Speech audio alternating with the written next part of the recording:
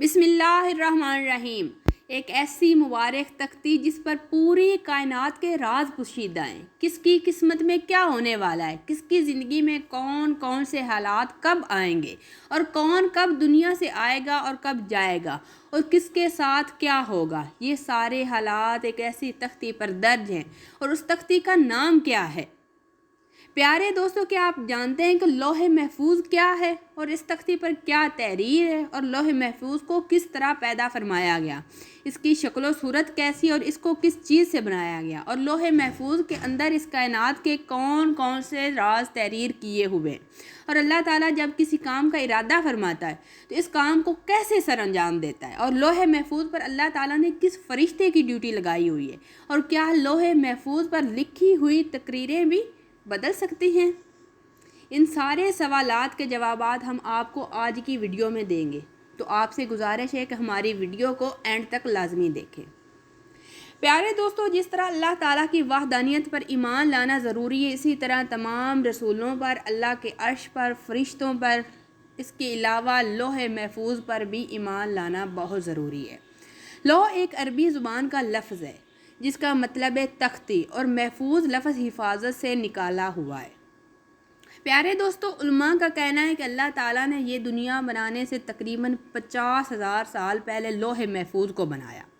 اللہ تعالیٰ نے جب قلم کو تخلیق فرمایا اور تختی کو، تو قلم کو کہا کہ لکھ، تو قلم نے سوال کیا کہ کیا لکھوں، تو اللہ تعالیٰ نے فرمایا کہ اب سے لے کر دنیا کے ختم ہونے تک تمام احوال لکھ دو، تو قلم نے اللہ کے حکم سے لوح محفوظ پر سب کچھ لکھ دیا۔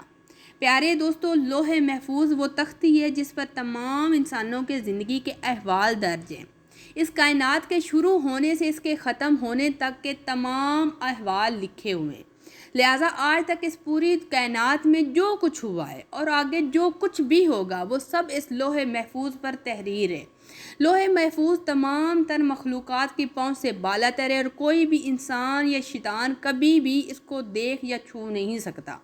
جیسا کہ بخاری شریف میں حدیث میں درج ہے کہ اللہ تعالیٰ نے لکھ دیا ہے لوح محفوظ میں سب کچھ، اور آسمانوں اور زمین پیدا کی، اور قرآن پاک میں بھی بہت ساری جگہوں پر لوح محفوظ کا ذکر ہمیں ملتا ہے۔ جیسا کہ اللہ تعالیٰ سورۃ بروج میں ارشاد فرماتا ہے، بلکہ یہ قرآن ہے جو لوح محفوظ میں لکھا ہوا ہے۔ تو ناظرین، قرآن پاک کی اس آیت سے پتہ چلتا ہے کہ قرآن پاک میں لوح محفوظ میں لکھا ہوا ہے، اور ہمارے پاس جو قرآن پاک موجود ہے وہ بھی اسی لوح محفوظ پہ پہلے سے ہی تحریر ہے۔ اور ایک دوسری جگہ پر اللہ تعالیٰ قرآن میں ارشاد فرماتا ہے کہ ہم نے ہر چیز لوح محفوظ میں لکھی ہوئی ہے، یعنی کہ اللہ تعالیٰ نے اس جہاں میں ہونے والی ہر چیز کو لوح محفوظ میں درج کیا ہوا ہے۔ پیارے دوستو، لوح محفوظ کو اللہ تعالیٰ نے سفید موتیوں سے بنایا ہے، اور اس کے سب صفحے سرخ یاقوت کے ہیں، اور حضرت ابن عباس رضی اللہ تعالیٰ عنہ سے روایت ہے کہ آپ صلی اللہ علیہ وآلہ وسلم نے ارشاد فرمایا، اللہ نے لوح محفوظ کو سفید موتیوں سے پیدا کیا ہے، اور اس کے سارے صفحے سرخ موتیوں کے ہیں، اور اس کا قلم نور کا ہے، اور اس کی لکھائی بھی نور کی ہی ہے، اور اللہ تعالیٰ ہر روز لوح محفوظ کی طرف 360 دفعہ نظر فرماتا ہے، اور اللہ تعالیٰ کسی کو پیدا کرتا ہے یا رزق دیتا ہے، یا کسی کو زندگی یا موت دیتا ہے، یا کسی کو عزت یا ذلت دیتا ہے، سب اسی میں درج ہے، اور اللہ تعالیٰ ہر چیز پر قادر ہے، جو چاہتا ہے وہ کرتا ہے۔ پیارے دوستو، روایات میں آتا ہے کہ لوح محفوظ کی لمبائی زمین و آسمان کے برابر ہے، اور اس کی چوڑائی مشرق و مغرب تک پھیلی ہوئی ہے۔ لوح محفوظ عرش کے دائیں جانب ہے اور عرش کے ساتھ لٹکی ہوئی ہے، اور اس کی اصل ایک فرشتے کی گود میں ہے۔ حضرت ابن عباس سے روایت ہے کہ لوح محفوظ کے سینے پر یہ ٹائٹل لکھا ہوا ہے کہ اللہ کے سوا کوئی عبادت کے لائق نہیں، اس کا دین اسلام ہے، اور محمد مصطفیٰ صلی اللہ علیہ وآلہ وسلم اس کے بندے اور رسول ہیں۔ لہذا جو بھی اللہ پر اور اس کے رسولوں پر ایمان لائے گا اور اس کے وعدوں کو سچا جانے گا، تو اللہ تعالیٰ اس کو جنت میں داخل کرے گا۔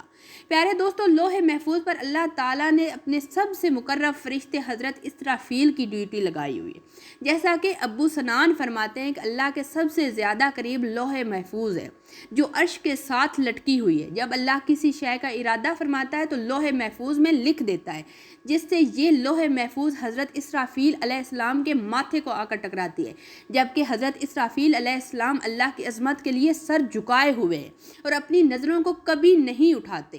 جب لوح محفوظ حضرت اسرافیل کے ماتھے سے ٹکراتی ہے تو حضرت اسرافیل اس پر نظر فرماتے ہیں۔ اگر اللہ کا حکم آسمان والوں کی طرف ہوتا ہے تو حضرت اسرافیل حضرت میکائیل علیہ السلام کے سپرد کر دیتے ہیں، اور اگر یہ حکم زمین والوں کی طرف ہوتا ہے تو حضرت اسرافیل علیہ السلام اس کو حضرت جبرائیل علیہ السلام کی طرف سپرد کر دیتے ہیں۔